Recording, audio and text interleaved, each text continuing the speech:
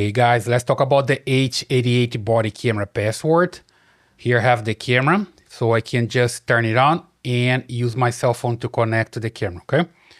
So let me just press and hold. You see the camera turns on, and then I press twice, and it's ready to connect to the Wi-Fi. Then I'm gonna show you the password in a while, okay? So here I just need to use this Sports DV app to connect to the camera.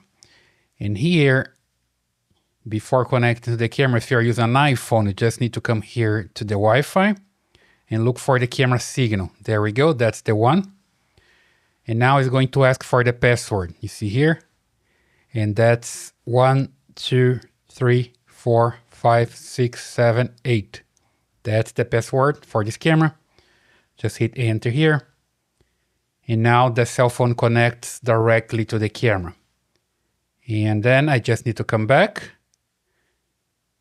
And now you're gonna see that changes here, and I have this display option. Basically, now I can see the camera live. So when I hit play, you see that the camera is live and it's working, okay?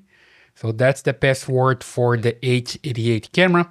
Sometimes you find this camera also as G888, okay? And the password is 1, 2, 3, 4, 5, 6, 7, 8. I hope that helps.